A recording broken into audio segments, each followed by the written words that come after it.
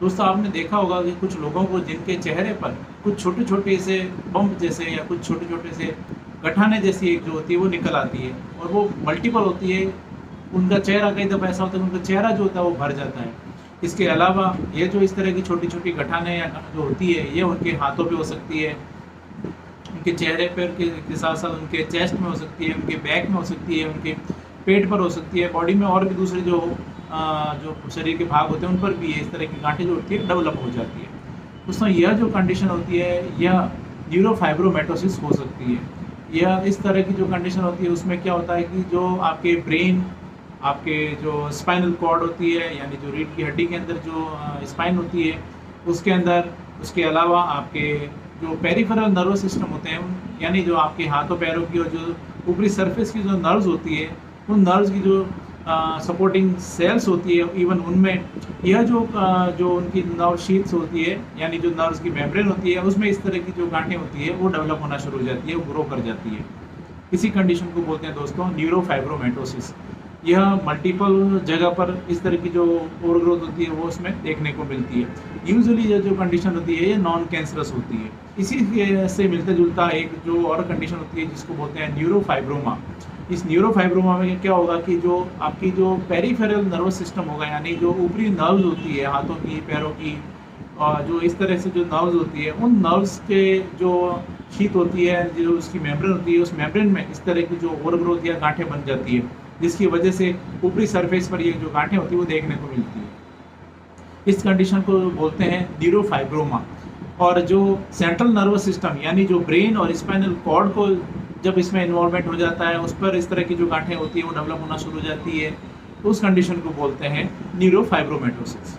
दोस्तों मैं डॉक्टर कुलदीप जहांगीर जोधपुर में होम्योपैथी कंसल्टेंट हूँ। एक बार फिर से आपका अपने यूट्यूब चैनल में स्वागत करता हूँ। आज हम बात करेंगे न्यूरोफाइब्रोमा और ये जो न्यूरोफाइब्रोमेटोसिस होता है, डेवलप हो जाता है, इसके क्या कारण होते हैं, इसके क्या लक्षण होते हैं, कैसे आप पहचानेंगे और इसके साथ साथ ही होम्योपैथी में कौन कौन सी ऐसी मेडिसिन है जो इसमें आपको हेल्प कर सकती है। दोस्तों यह जो कंडीशन होती है यह एक जेनेटिक डिसऑर्डर होती है यानी आपके जो जीन्स होते हैं उन जीन्स में कुछ बदलाव हो जाते हैं, कुछ उनमें म्यूटेशन हो जाते हैं, उसकी वजह से यह जो कंडीशन है वो डेवलप हो जाती है। और फैमिली में अगर आपको इस तरह की कंडीशन है तो आपको ज़्यादा रिस्क होती है आपको इस तरह की कंडीशन डेवलप होने की।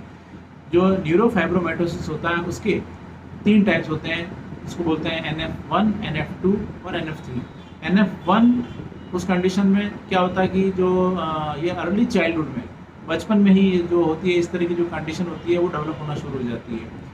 जो अर्ली चाइल्डहुड में अगर इस तरह की कंडीशन देखने को मिल रही है वहाँ पर इस तरह की गठाने जो हैं बम्प्स वगैरह हैं वो निकलने शुरू हो गए हैं, तो यह NF1 बोलते हैं, इसको न्यूरोफाइब्रोमेटोसिस फर्स्ट बोलते हैं। NF2 और जो थर्ड होता है उस कंडीशन में क्या होता है, अर्ली एडल्टहुड के अंदर जो ये कंडीशन है यानी बच्चे जब बड़े होना शुरू हो जाते हैं, एडल्ट होना शुरू हो जाते हैं, उस कंडीशन में ये जो कंडीशन, ये जो डिजीज़ है या इसकी जो सिम्टम है वो देखने को मिलते हैं। दोस्तों जो न्यूरोफाइब्रोमा होता है जो कि मैंने आपको बताया था कि पेरिफेरल नर्वस सिस्टम से जुड़ी हुई बीमारी है यानी आपके ऊपरी जो हिस्से होते हैं शरीर की, जो ऊपरी स्किन होती है उसमें आपको इस तरह की गठाने जो है वो देखने को मिलती है, यानी हाथों पैरों में इस तरह की कंडीशन देखने को मिल सकती है, चेहरे पर इस तरह की कंडीशन है जो बम्प्स है वो देखने को मिल सकते हैं। जो न्यूरोफाइब्रोमा होता है इसके दो इसके प्रकार होते हैं, एक होता है डर्मल और दूसरा होता है फ्लेक्सिफॉर्म। डर्मल जो टाइप होता है वो एक ही जो नर्व होती है, एक ही नर्व में इस तरह की जो कंडीशन है वो डेवलप होगी, यानी एक ही जगह पे इस तरह के बम्प या जो गांठें होती है वो देखने को मिलेगी। यह जो है ऊपरी सरफेस पे आपको देखने को मिलती है।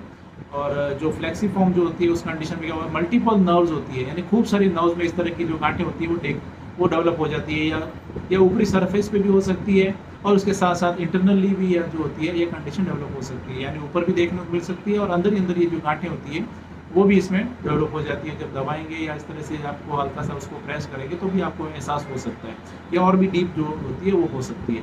यह जो कंडीशन होती है फ्लेक्सीफॉर्म, यह जो गांठें होती है फ्यूचर में हो सकता है कि यह कैंसर में डेवलप हो जाए, इस तरह की भी इसमें थोड़ा सा रिस्क होती है। दोस्तों अब हम बात करते हैं न्यूरोफाइब्रोमेटोसिस के टाइप्स की। दोस्तों इसके 3 टाइप्स होते हैं, जैसा मैंने आपको बताया, न्यूरोफाइब्रोमा या NF1, NF2 और NF3 या स्वानोमेटोसिस, ये इस तरह के इसके 3 टाइप्स होते हैं। यह जो कंडीशन होती है क्योंकि आपके नर्वस सिस्टम से जुड़ी हुई एक समस्या है, वहाँ पर इस तरह की जो प्रॉब्लम डेवलप हो रही है, तो नर्वस सिस्टम आपकी पूरी बॉडी को कंट्रोल करता है। अगर ये सेंट्रल नर्वस सिस्टम में इस तरह की जो समस्या है वो वहाँ पे गठाने पड़ रही है या वहाँ पर अगर कुछ प्रॉब्लम आ रही है तो नेचुरल है आपको कई कॉम्प्लिकेशन वो देखने को मिल सकती है। जैसे कि आपको आपको सुनने में आपको परेशानी आ सकती है, आपको आप देखेंगे कि आपको जो विज़न है, विज़न में डिस्टर्बेंस आ सकता है, आपके सर में दर्द रह सकता है, आपको चक्कर आ सकते हैं, आपको बैलेंस बनाने में समस्या आ सकती है, बॉडी के कोऑर्डिनेशन में आपको दिक्कत आ सकती है, चलने फिरने में परेशानी आ सकती है। जिस ब्रेन में या जो सेंट्रल नर्वस सिस्टम में, स्पाइनल कॉर्ड में जिस जगह पे ये इसका जो प्रभाव है वो आ रहा है, तो उसकी वजह से उसी तरह से आपको आपके बॉडी ऑर्गन पे उसका असर देखने को मिल सकता है। दोस्तों, अब हम बात करते हैं इसके जो सिम्टम्स की। तो इसमें सिम्टम की अगर हम बात करें तो NF फर्स्ट की अगर हम बात करें, इसमें कुछ कॉमन सिम्टम है जो कि देखने को मिलेंगे। जैसा कि बताया था, ये अर्ली चाइल्डहुड में आपको इसके सिम्टम आने शुरू होते हैं, यानी शुरुआती दौर में ही आपको बच्चे के जन्म के समय में ही आपको इसके जो सिम्टम होते हैं वो देखने को मिलना शुरू हो जाते हैं। इसमें जो सिम्टम होते हैं वो इसमें कुछ कॉमन सिम्टम होते हैं, वो होते हैं कि एक तो इसमें फ्लैट लाइट ब्राउन कलर के आपको कुछ स्पॉट्स होते हैं वो देखने को मिलेंगे बच्चे पे सरफेस पे। इसके साथ साथ ही बच्चे की जो 3 से 5 साल की जो एज होती है, उस एज के अंदर बच्चों के जो अंडर आर्म में, उनके ग्रोइन रीजन में, उनको कुछ फ्रैकल्स, वहाँ पे कुछ पिगमेंटेशन जो होता है वो आपको देखने को मिल सकता है। वहाँ पे कुछ डार्क जो डिस्कलरेशन है वो स्किन में वो देखने को मिल सकता है। इसके साथ साथ ही मटर के दाने के आकार की कुछ और ग्रोथ, कुछ गांठें जो होती है वो उनके जो सरफेस होती है बॉडी पर उसमें देखने को मिलती है। उनका जो चेहरा होता है, चेहरे का उनका जो शेप होता है, शेप हो सकता है धीरे धीरे उनका चेंज होना शुरू हो जाए, चेहरा लटक जाता है। इसके साथ साथ ही उनकी बोन्स में विकार होना शुरू हो जाते हैं। स्कोलियोसिस जिसको बोलते हैं, वैसी जो समस्या है वो डेवलप हो सकती है। उनकी रीढ़ की हड्डी में टेढ़ापन आ सकता है। इसके साथ साथ उनके जो पैर होते हैं, पैर मुड़ जाते हैं, धनुष के आकार के हो सकते हैं। इसके साथ साथ उनके बच्चों का जो सिर होता है, सिर का आकार जो होता है वो यूजुअली जो बच्चे होते हैं उससे थोड़ा सा बड़ा देखने को मिल सकता है। यह जो कुछ कॉमन सिम्टम है वो देखने को मिलते हैं। उस कंडीशन में बच्चे की हाइट में भी प्रॉब्लम आ सकती है। अब हम बात करते हैं कि NF2 या न्यूरोफाइब्रोमैटोसिस सेकंड की। इसमें कुछ सिम्टम है जो कि देखने को मिलेंगे। इसमें होगा कि बच्चों को जो लर्निंग में उनको प्रॉब्लम आ सकती है, उनको सुनने में उनको समस्या आ सकती है। यह जो कंडीशन होती है NF1 से थोड़ा सा कम कॉमन, इतना कॉमन नहीं होती है। उसके साथ साथ ही इसमें अक्सर कानों में जो होते हैं उनमें भी अगर ट्यूमर डेवलप हो जाते हैं तो उनको सुनने से उनको हियरिंग लॉस हो सकता है। इसके साथ साथ ही ऐसी जो कंडीशन होती है उसमें हाथों पैरों में उनको नमनेस, सूनापन महसूस हो सकता है। इसके साथ साथ उनका फेशियल ड्रॉप देखने को मिल सकता है, चेहरा जो होता है वो लटक जाता है। इसके साथ साथ ही ऐसी जो कंडीशन होती है उसमें उनको विजन प्रॉब्लम आती है, सीजर्स यानी उनको जो मिर्गी के जो जिस तरह से दौरे आते हैं वैसे उनको प्रॉब्लम का सामना करना पड़ सकता है। और जो लास्ट कंडीशन होती है जिसमें बोलते हैं श्वानोमाइटोसिस, उस कंडीशन में क्या होता है कि ब्रेन में या इसके जो स्पाइनल कॉर्ड होता है वहाँ पर उनके जो ट्यूमर होते हैं वो डेवलप होना शुरू हो जाते हैं।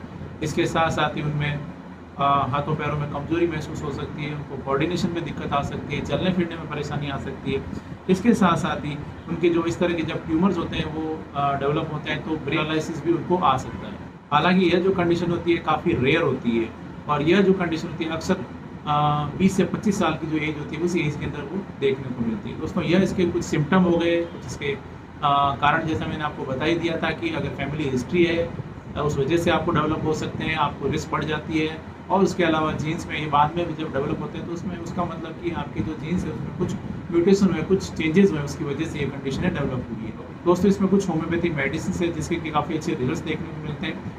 जैसे कि इसमें कैलकेरिया आर्स है, कैलकेरिया कार्ब है, कैलकेरिया फ्लोर है, थूजा है, लेपिस अल्बस है। इसके अलावा और भी बहुत सारी मेडिसिन होती है जो कि इसमें काफ़ी अच्छे रिजल्ट देती है। इसलिए दोस्तों, जब कभी भी आपको ऐसी कंडीशन है एक बार मैं आपको सजेशन दूंगा, एक बार होम्योपैथी आप जरूर लें। दोस्तों, होम्योपैथी दवाइयाँ कैसे लेनी होती है, इसके डोजेस क्या होते हैं, इसके लिए आपको प्रॉपर अपने होम्योपैथी डॉक्टर के गाइडेंस में आपको ट्रीटमेंट लेना होता है। वो आपके केस टेकिंग करते हुए, आपके सिम्टम को जानते हुए प्रॉपरली आपको मेडिसिन देंगे तो आपको इसमें बेहतर रिजल्ट मिलेंगे। इसलिए आप जब भी कोई होम्योपैथी मेडिसिन लेते हैं हमेशा अपने डॉक्टर की सलाह अनुसार लें तो बेहतर रहता है, सेल्फ मेडिकेशन ना करें। मैं उम्मीद करता हूँ आज मैंने आपके साथ में जो भी जानकारी शेयर की आपको ये पसंद आई है और आपके लिए फ़ायदेमंद साबित होगी। इसी तरह मेरे साथ जुड़े रहें, इस चैनल को सब्सक्राइब करें, बेल आइकन जरूर दबाएं ताकि मैं जैसे भी नेक्स्ट वीडियो अपलोड करूँ आपके पास उसका नोटिफिकेशन आ सके। जय हिंद।